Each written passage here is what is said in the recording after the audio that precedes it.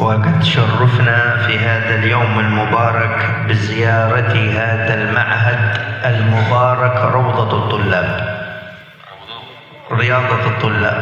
Dan malam ini Allah Subhanahu wa Ta'ala memberikan kesempatan dan memuliakan saya untuk bisa ziarah ke pondok pesantren Riyadhatul Tullab. وقد حظينا بمقابلة الشيخين الفاضلين كياهي الحاج محمد أسنوي وكياهي الحاج محمد زبيدي. Dan alhamdulillah di malam hari ini juga saya bisa bertemu pemangku daripada pondok pesantren. Yang pertama Kiai Haji Muhammad Asnawi dan yang kedua Kiai Haji Muhammad Zabidi. بارك الله في جهودهم ونفع بهم وأطال عمرهم ومع أخيهم الحاج كياهي عمر حمداني. Dan mudah-mudahan Allah Subhanahu wa Ta'ala memberikan barokah atas usaha yang dilakukan oleh mereka berdua dan juga adik beliau Kiai Umar Hamdani untuk mengembangkan daripada pondok pesantren ini. ونسأل الله تعالى أن يجعل هذا المعهد محلا للتنافس والرياضة القلبية والنفسية في سبيل الله. Dan mudah-mudahan Allah Subhanahu wa Ta'ala menjadikan pondok ini santri-santrinya pada berlomba-lomba di dalam mencari ilmu dan menjadikan pondok pesantren ini kebunan untuk dohir fisik kita dan juga kebunan kebaikan untuk hati kita. Allah Ta'ala خلق الجسد هذا يحتاج إلى رياضة. Allah menciptakan fisik badan kita ini perlu dengan yang namanya olahraga. والأطباء يوصون برياضة الأجساد والأبدان. Adapun dokter-dokter itu selalu menganjurkan kita untuk olahraga merawat daripada fisik kita. حتى يذكر أن بعض العلماء كان بعد الدروس يجمع الطلاب ويتريض معهم ويعملون الرياضة. Sampai diceritakan sebagian daripada para guru-guru zaman dulu setelah mengajar santrinya, mereka kumpulkan santrinya di halaman seperti ini kemudian olahraga bersama. والشريعة الإسلامية حثت على المحافظة على هذا الجسد. Sedangkan syariat Islam itu sendiri berwasiat atau berpesan agar kita menjaga fisik ini. وأن يبعد عن كل ما يكون سببا في الضرر الذي يصل إليه. Dan juga syariat menganjurkan kita untuk menjauhi dan menghindari segala macam yang menyebabkan bahaya terhadap ini badan. ولقد لفت نظري عندما كنت جالسا لفتة عجيبة جميلة أن رأيت هذه اللافتات المكتوبة التي تمنع من تناول الدخان داخل هذا المعهد.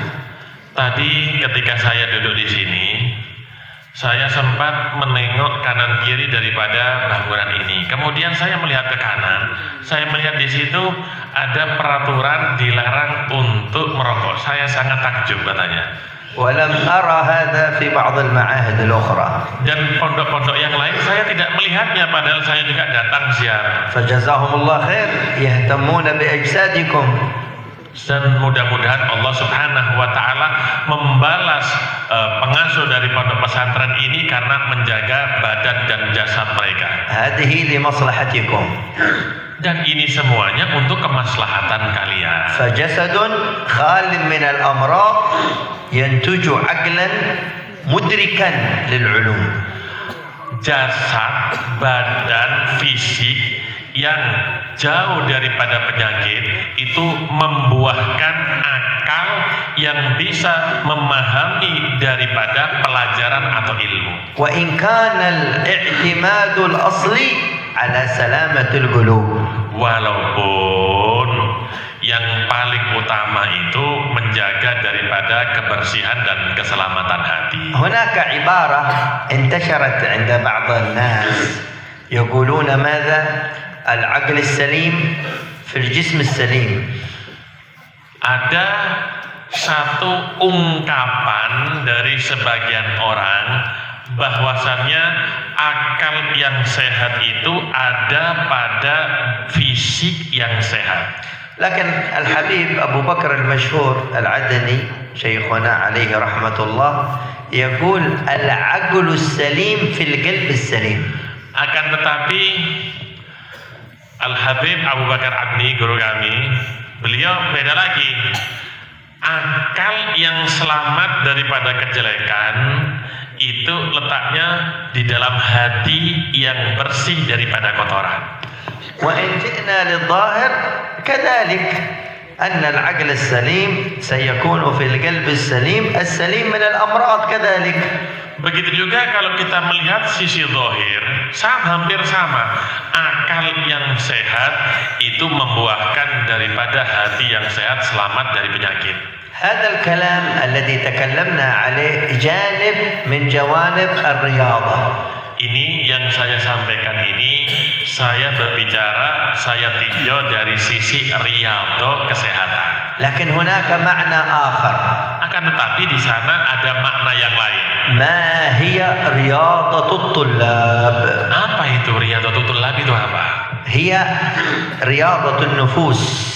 Riyadhatul tullab itu riyadhah jiwanya. Bagaimana riyadhah ini jiwa? النفس هذه مثل الحيوان الهايج. Nafsu ini, nafsu kita ini ibaratnya seperti binatang yang liar, المتوحش. yang menyambar apapun. إذا تركها صاحبها صارت تعبث يمينا وشمالا. Jika seseorang tidak bisa mengatur daripada hawa nafsunya, maka nafsu ini akan terombang-ambing ke kanan ke kiri. لأنها لا تميز. Kenapa? Karena tidak bisa membedakan yang baik. مثل الطفل. Seperti anak kecil. الطفل يريد كل شيء. Anak kecil itu menginginkan segala sesuatu. لا يميز المصلحة. Karena anak kecil tidak bisa membedakan mana yang maslahat untuk dia. ربما يضع يده في النار ويظن أنها طعام. Terkadang anak kecil itu meletakkan tangannya di atas api, dia menyangka itu adalah makanan. ربما يلقي بنفسه من الأعلى.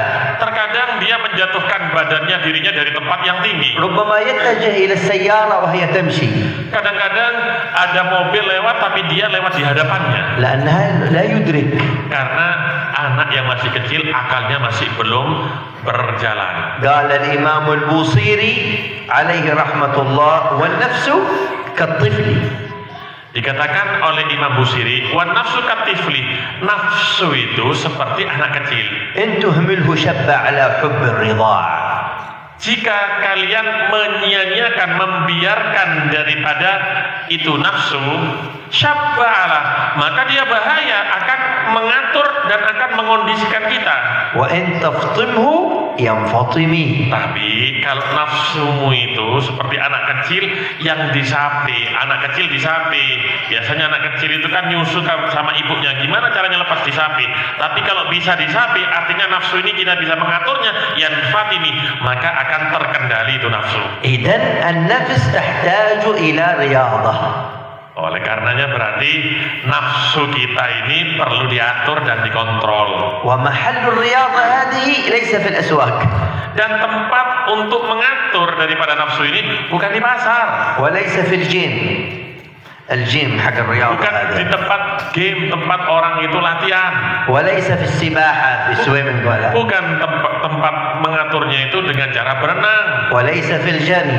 Bukan dengan cara berlari. هذه رياضة الأجساد. Ini adalah mengatur daripada jasad. لكن محل رياضة الطلاب هذه الأماكن.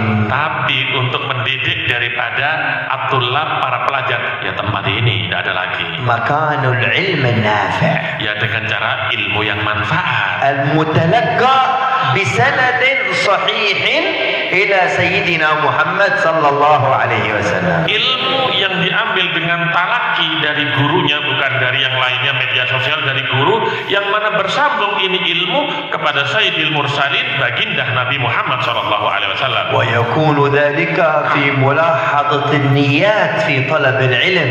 Tapi di dalam mencari ilmu ada yang harus diperhatikan, yaitu niatnya. وفي ملاحظة القلب. Juga dalam mencari ilmu perlu memperhatikan daripada hati. كيف يتعامل الطالب مع أخيه الطالب داخل الحلقة؟ Bagaimana seorang pelajar berhubungan dengan pelajar yang lain yang satu kelas? كيف محبتك لأخيك؟ Bagaimana cinta dan kasih sayang kita kepada teman kita? هل أنت تثني عليه Apakah kamu memuji dia? حتى يكون بارز أمام الناس؟ Walaupun temanmu tadi itu orang yang pintar di hadapan manusia, هو قرين لك، قرين. padahal dia itu sebenarnya teman kamu. قال سيدنا الإمام عبد الله بن علوي بن محمد الحداد صاحب الراتب الشهير يقول: ومن علامة عقل المريد وكمال عقل المريد ثناءه على أقرانه. Dikatakan ada satu pesan dari Al-Imam Abdullah bin Alwi bin Muhammad Al-Haddad, Habib Abdul Haddad, yang kita baca rotibnya. Apa kata beliau? Termasuk kesempurnaan akal daripada seseorang, yaitu thana'uhu alal murid, yaitu thana'uhu alal murid, dia suka memuji daripada temannya. لا يأتي هذا إلا إذا تربت النفس. Kita tidak memuji kawan kita sendiri, kadang kan saingan. Kita tidak memuji mereka, teman kita sendiri, kecuali kalau diri kita sudah terdidik oleh guru-guru kita. وهذا يحتاج إلى تعب Dan memang ini payah وإلى سؤال dan perlu dengan soal pertanyaan وإلى اجتهاد dan perlu dengan kesungguh-sungguhan dalam belajar وإلى تأدب مع الشيخ dan juga harus beradab dengan guru وإلى تطبيق العلم dan perlu menerapkan daripada ilmu, mengamalkannya. والعمل به في كل ما يسمعه هذا الطالب. Dan seorang santri mengamalkan semua yang dia dengar dari gurunya dimanapun tempat. هنا يكون التسابق. التسابق هنا يكون. Disinilah medan perlombaan sesama santri. أنتم سمعتم أن أصحاب الرياضة الجسدية يتسابقون. Kita tahu orang-orang yang atletik itu semua mereka ada perlombaannya. كثير من الدول تعقد مسابقة الجري. Bahkan dari negara manapun mereka itu mengirim utusannya karena untuk lomba lari. مسابقة السباحة. Kadang-kadang lomba renang. مسابقة الدراجات. Kadang-kadang lomba sepedaan. وهذه كلها مسابقات حسية. Tapi ini hanya perlombaan tohir. أين المسابقة في طلب العلم؟ Tapi mana perlombaan dalam mencari ilmu? أين المسابقة في تزكية النفس؟ Mana perlombaan sesama santri dalam membersihkan hati? هذه رياضة الطلاب. Ini riyadhatullah yang sebenarnya. إذا عرف الطالب قيمة المحل الذي يتعلم فيه أخذ نصيبه بما يصلح قلبه. Jika seorang santri mengetahui nilai ketinggian pondok pesantren yang dia berada, maka dia akan mengambil dari apa yang diajarkan di pondok tersebut. ومن هذه الرياضة المحافظة على الصلوات في جماعة. Termasuk daripada riyadhah untuk hati kita, jangan sampai kita ini ketinggalan sholat jamaah. Jaga sholat jamaah. الشيوخ كانوا ينبهون على الطالب الذي لا يحافظ على صلاة الجماعة، ينبهون عنه. Guru-guru zaman dulu sering dan terus-terusan mengingatkan santri-santrinya untuk sholat berjamaah. بعض الطلاب يسمع إقامة الصلاة ما زال متأخر. Kadang-kadang santri itu sudah dengar di musolahnya itu sudah qomat, tapi dia masih di kamar. وبعض الطلاب يعلم أن صلاة الجماعة ستفوته وهو لا يبالي. Kadang-kadang Santri tahu sholat jamaah ini mau habis, tapi dia acuh tak acus, merasa tidak tahu apa-apa. هذا يحتاج إلى رياضة. Ini perlu riyadhah bagi santri. نفسه ما زالت لم تتأدب. Berarti jiwanya masih belum teradab. يحطم ماذا على الصلاة؟ Dia mengagungkan apa selain sholat? ماذا يلهيك عن الصلاة؟ Apa yang membuat kalian lupa daripada sholat? الراحة. Ketenangan, istirahat. لو كان قلبك صاحب رياضة في الإسلام لقدمت الصلاة على الراحة الجسدية. Seandainya kita ini membersihkan hati kita dengan baik, niscaya kita akan memilih sholat jamaah daripada istirahat tidur-tiduran. يقول الحبيب عبد الله ابن عمر الشاطري عليه رحمة الله: وطالب العلم الذي لا يحافظ على تكبيرة الإحرام في الصلاة انفض يديك منه. Al-Habib Abdullah bin Umar Asy-Syatiri, beliau mengatakan seandainya ada santri bukan ketinggalan sholat jamaah, ketinggalan takbiratul ihram sama imam, unfud yadaika minhu, artinya sudah tidak ada kebaikan pada santri. لأنه يعلم أن طالب العلم الذي لا يعظم الدين ولا يعظم الصلوات لن تتزكى نفسه بعد. Karena seorang santri yang tidak menghormati dan mengagungkan agama, tidak mengagungkan dan menghormati daripada ibadah sholat, maka jiwanya masih belum bersih dan masih kotor. والشيطان له سياسة مع طالب العلم. Setan itu punya politik yang lebih tinggi untuk merusak daripada santri. يأتي إليه في محل العلم. Kadang-kadang politik daripada setan merusak santri kadang-kadang dalam ilmunya. يبعث فيه الخذلان. Setan kadang-kadang mengutus khudlan, kehinaan kepada santri tadi. وقصور الهمة. Dan semangatnya lemah dalam belajar. والتعب. Kemudian capek. حتى يقتنع هذا الطالب أنا غير مهيأ لطلب العلم. Sampai karena was-was daripada setan tadi yang semangatnya agak rendah, agar dia capek, merasa nggak pantas mencari ilmu, itu diterima alasan tadi dalam hati seorang santri dan dia merasa ya memang benar setan. Ini nggak pantas untuk belajar ilmu. لماذا يأتي هذا الشيطان إلى طالب العلم؟ Kenapa setan ini mengganggu para santri? لأنه يعلم أن هذا الطالب في محل يعتبر محصن بالشريعة الإسلامية فهو يحاول أن يخرجه من هذا التحصين. Karena kalau santri ini berhasil di dalam mondoknya, maka dia punya tameng untuk menghindari setan. Setan nggak mau si santri ini punya tameng, sebelum punya tameng diganggu dulu oleh setan. أما الشباب الذين هم في السوق خلاص أصحاب الشيطان هؤلاء. Adapun para pemuda yang ada di pasar nggak perlu diganggu sama setan. Kenapa? Sohibnya sudah. هو غير مهتم بهم. Kenapa? Nggak perlu diperhatikan. لأنهم خلاص يعملون ما يريد. Karena yang ada di pasar, yang ada di pinggiran, yang mereka lakukan ya apa yang mereka inginkan. انتبه أيها الطالب أن تكون في المعهد وتفعل ما يريد هذا الشيطان. Jadi bagi santri yang ada di pondok yang sudah aturan sudah lengkap, jangan sampai melakukan sesuatu sesuai keinginan sendiri. Kenapa? Seperti nanti yang di pasar tadi, temannya daripada setan. لا تساوي معهدك بالسوق. Jangan samakan pesantrenmu dengan pasar. فإن بعض الناس يكونون في محل الرحمة ويحجبون عن الرحمة. Terkadang sebagian orang itu berada di tempat turunnya rahmat, tapi justru dia terhalangi untuk mendapatkan rahmat. ولكن أهل الرياضة النفوس الذين يطلبون صلاح قلوبهم وصلاح نفوسهم في محل الدرس، في الصلاة، في قيام الليل، في محل الأذكار، في كل وقت.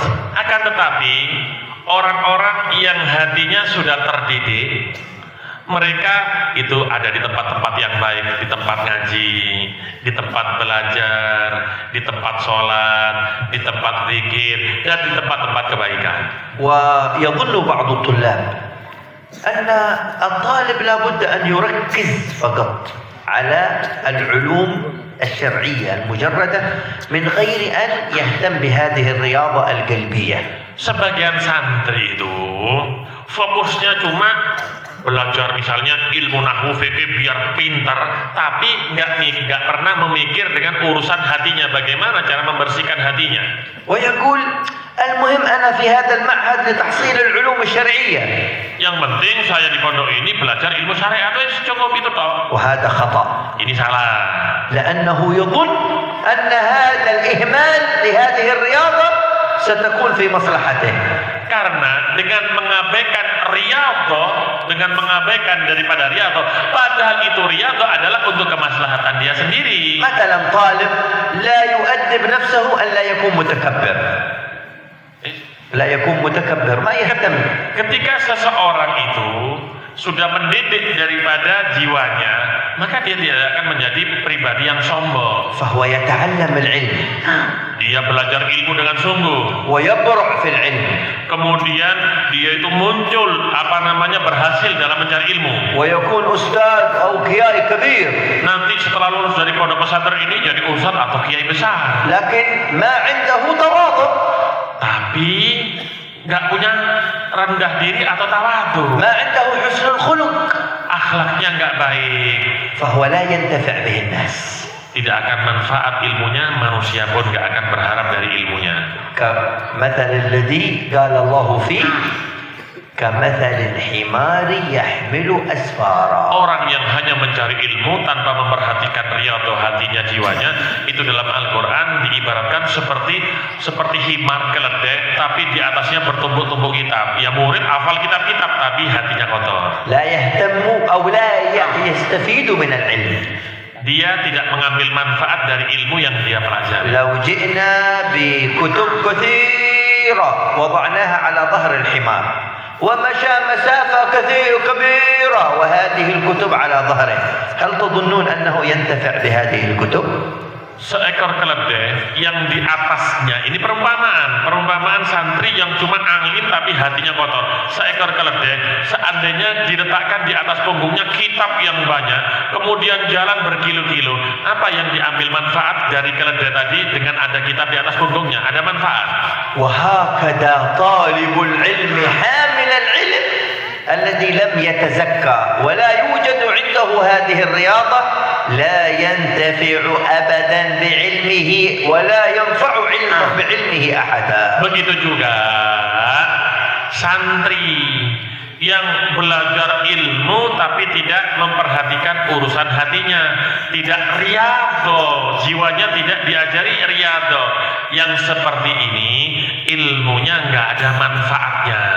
انظروا الآن كم مدرسة في الواقع؟ Berapa banyak sekolah di luar? كم جامعة في الواقع؟ جامعة. Berapa banyak universitas sekarang? معاهد كثيرة. Pondok banyak. ليست إسلامية. Yang bukan Islam pun ada. فيها علوم كما يسمونها علوم أكاديمية. Banyak di sana para akademisi yang lulus. آلاف. Ribuan mereka. كم دكتور؟ Berapa banyak doktor? آلاف. Ribuan. بل يصل إلى مرتبة علمية كبيرة. Mungkin mereka derajat ilmunya sudah tinggi titelnya. لكن أثرهم لا يتعدى المحل الذي هم فيه. Tapi faedah yang dia ambil tidak melewati daripada tempat di mana dia ambil itu ilmu. Hanya sebatas ada di tempat itu. ما يهتم أحد به. Tidak ada yang perhatian dengan dia. ولا ينتفعون بهم. Tidak ada yang mengambil ilmunya. ويظنون أنفسهم علماء. Tapi dia menyangka dirinya ulama. والتربية عنهم بعيد. Tapi dia jauh daripada tarbiyah. هؤلاء باسم العلم لكنهم يهدمون العلم. Mereka atas nama ilmu alim, tapi hakikatnya mereka menghancurkan daripada agama. جامعة ربما فيها كذا من الآلاف من الطلاب. Universitas kadang-kadang muridnya itu ribuan mahasiswanya. ولكن أثرهم قليل. Tapi manfaatnya, efek daripada universitas tadi dikit. وأما معهد فيه ربما 350 من الطلاب مثلكم الرجال أو أقل أو أكثر قليل، ولكن الله تعالى يجعل في هذا المعهد الانتفاع إلى أماكن كثيرة. Tapi pondok pesantren seperti kalian mungkin 300, 350, ya hanya sebatas itu. Tapi dari pondok ini Allah akan memberikan manfaat ilmunya sampai ke seluruh dunia. هذه بركة المعاهد التي تهتم برياضة الطلاب. Ini barokah daripada pesantren yang kalian memperhatikan, yaitu pondok pesantren Riyadhatul Thulab. اعلم أيها الطالب Ketahuilah wahai para santri, أن المعهد لم يقوم على العلم المجرد.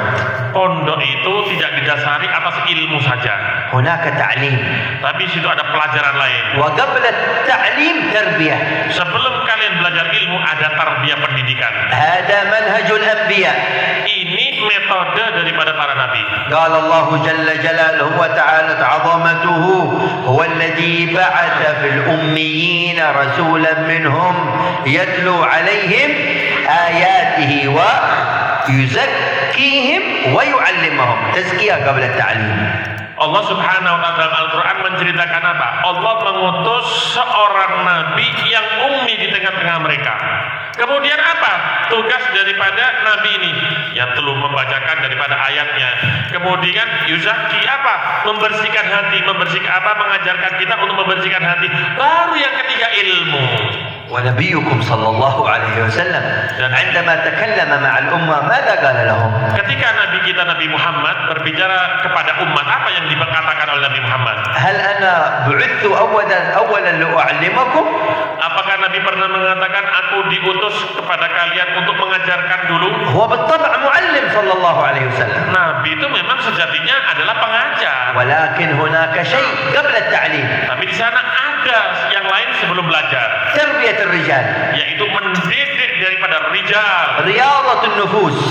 merawat daripada hati dan jiwa. قال صلى الله عليه وسلم إنما بعثت لأتمم مكارم الأخلاق. Lihat apa kata Nabi, aku ini diutus oleh Allah untuk menyempurnakan daripada akhlak. فإن حسن الخلق من حسن الرياضة للنفوس. Karena akhlak yang baik itu buah daripada riyadhatun nufus. فنسأل الله أن يحلينا وإياكم بهذه الرياضة. Mudah-mudahan Allah Subhanahu wa taala mewujudkan kepada kita dan kalian riyadhah ini. وأن يجعل هذا المعهد رياضة النفوس رياضة الطلاب لها نصيب في الواقع إن شاء الله في تربية الطلاب. Mudah-mudahan pondok Riyadhatul Thulab ini mendapatkan bagian dari Allah dan diberi bagian oleh Allah untuk bisa-bisa mendidik santrinya untuk merawat dan membersihkan daripada hatinya. ونسأله جل جلاله وتعالى عظمته أن يفتح علينا وعليكم فتوح العارفين إن شاء الله. Mudah-mudahan Allah Subhanahu wa taala membuka kita dan kalian futhul arifin. ويزكي نفوسنا فإنه خير من زكاها. Mudah-mudahan Allah membersihkan hatinya karena Allah sebaik-baik yang membersihkan hati. إنه وليها ومولاها. Karena Allah itu penolong dan pemiliknya. ويحفظ هذا المعهد. Mudah-mudahan Allah menjaga pondok ini. والقائمين عليه. Dan yang pengasuh daripada pondok ini, والمدرسين. para pengajarnya, وأهل الخدمة. dan para orang-orang yang ahli khidmah, والطلبة والطالبات. para santriwati, para santriwan dan santriwati. آمين اللهم آمين يا كريم يا رحيم يا أرحم الراحمين يا أرحم الراحمين يا أرحم الراحمين. ربنا آتنا في الدنيا حسنة وفي الآخرة حسنة وقنا عذاب النار. ربنا لا تزغ قلوبنا بعد إذ هديتنا وهب لنا من لدنك رحمة إنك أنت الوهاب يا أرحم الراحمين يا أرحم الراحمين يا أرحم الراحمين. وآخر دعوانا أن الحمد لله رب العالمين. Mungkin ada yang bertanya bagaimana cara membersihkan hati, silakan. Silakan, yang mau tanya bagaimana cara membersihkan hati, bagaimana kiat-kiatnya, silakan. Apa tuh? 2 soal ya.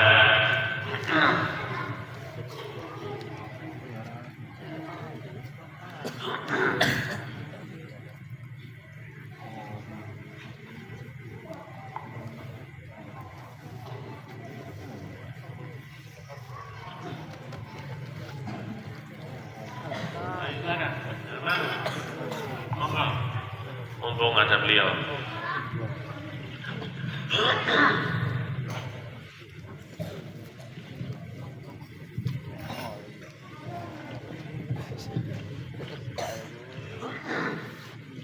masalah fikih. Masail fikih. Fikih. Ya, masalah fikih. Intinya masalah fikih. Assalamualaikum warahmatullahi wabarakatuh. Waalaikumsalam warahmatullahi wabarakatuh. Qaryatun wa fihi masjidun yuqamu fihi al-jum'at. Summa ba'da muddatin bana ba'du ahliha masjidan jadidan bi qasdi iqamati jum'atin ukhra ghairi jum'atin allati tuqamu fil masjidil qadim. Al-masalah famal hukmu bina'il masjid bihadal qasdi. Nastabidukum wa narju minkumul jawab ma'al adillah. Hadza minni wassalamualaikum warahmatullahi wabarakatuh. نعم بارك الله فيكم.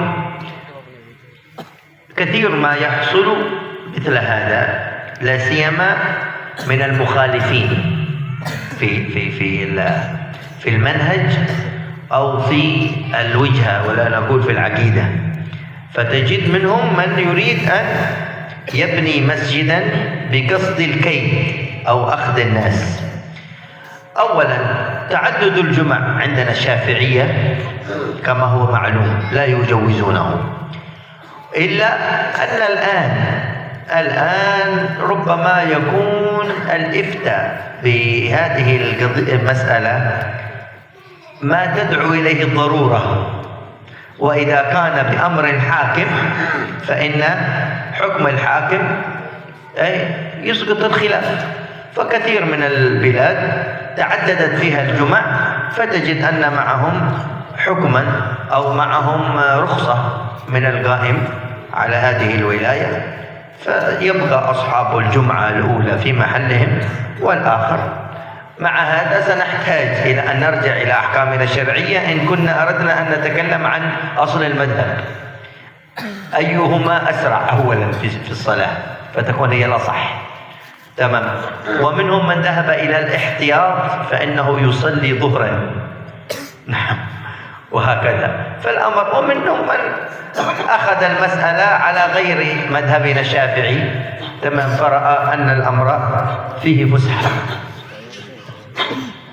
Kata beliau, di sepanjang perjalanan dakwah saya ke luar negeri, bukan cuma di Indonesia, banyak saya dapatkan pembangunan daripada masjid yang baru ini karena didasari daripada perbedaan daripada akidah.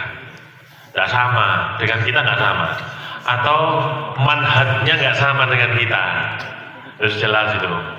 Adapun kalau masalah ta'adudul Jum'ah di dalam mazhab Syafi'i ma'ruf, semuanya pada tahu, para ulama tidak membolehkan walaupun ada khilaf. Dan juga masalah siapa yang paling duluan itu sudah maklum semuanya. Kalau kita kembali kepada kitab-kitab fikih di dalam hukum-hukum syariat.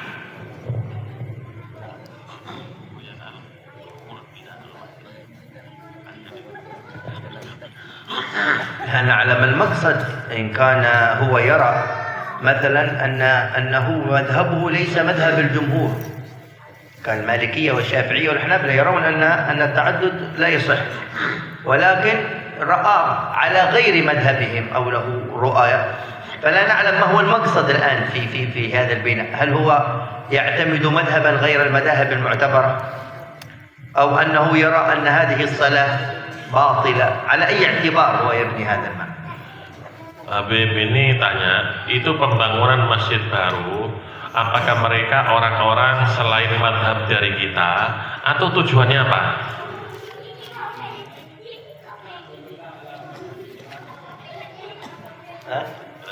Bahasa Indonesia apa?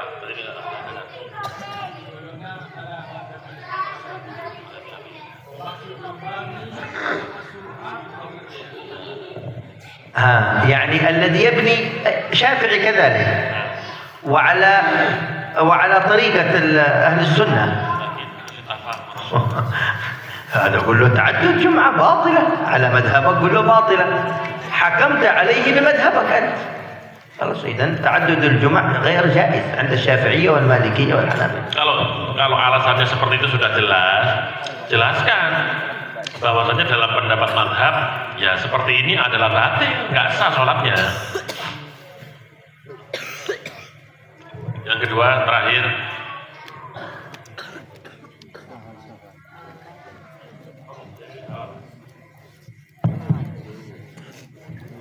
Bismillahirrahmanirrahim. Assalamualaikum warahmatullahi wabarakatuh.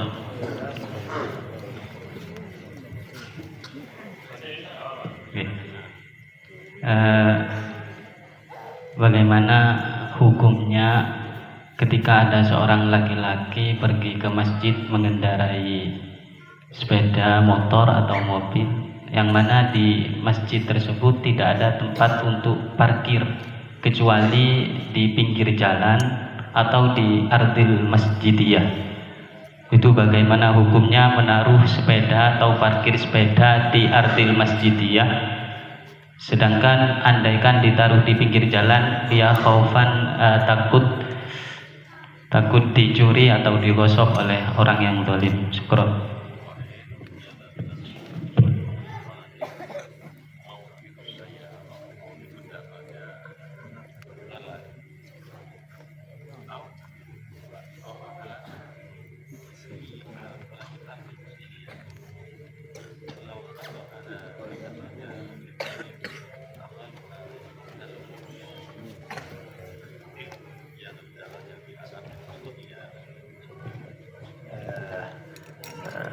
هو الغالب عندكم هنا في اندونيسيا في فناء في خارج المسجد، نرى أنه يكون مثل المتنفس للمسجد تدخل فيه السيارات، وهذا ما جرت عليه العادة في البلاد.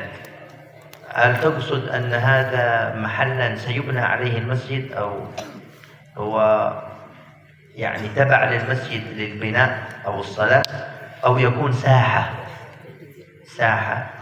كما موجود في كثير من المساجد ساحة تتبع المسجد. Kita ini di Indonesia katanya itu samping masjid biasanya kan ada halaman luas. Apakah itu mengikuti masjid atau gimana itu yang ada di Indonesia ini?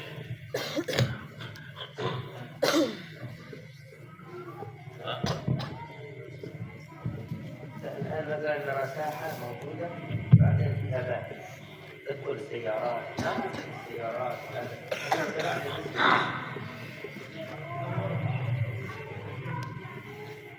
يأخذون جزء.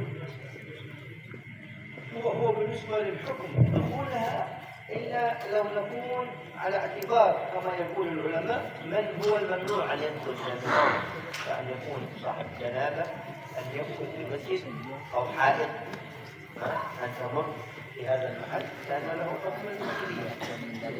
أما إذا كان غير ذلك فالاتباع وكذا فلا بأس. Jadi kalau memang itu parkiran tadi itu memang intifaknya, berarti kan ada motor, ada intifaknya itu memang untuk tempat parkiran, nggak ada masalah seperti itu bagi untuk orang yang parkir itu, kecuali tempat itu tempat yang dilarang, atau tempat itu tempat masjid ya yang dilarang ya orang yang bawa kotoran atau orang haid dan nifas dan yang lain-lainnya. لو دخلت سيارة مثلا أو سيكل الراجل إلى المحل هذا حق المسجد وإن كان لا يصلى فيه وعندها مانع شرعي، فالحكم هنا ليس على حكم الآلة التي دخلت، الحكم على من على الآلة.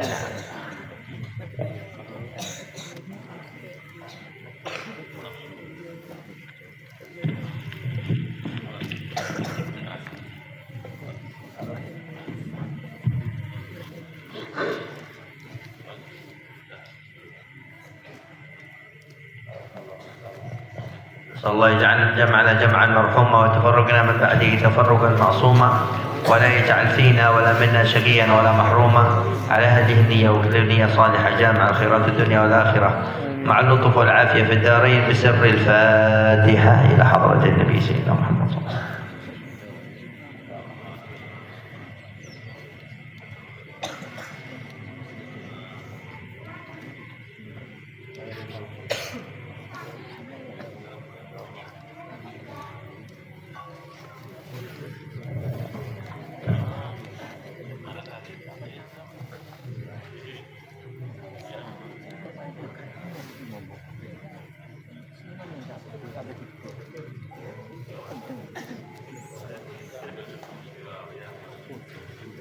Jangan.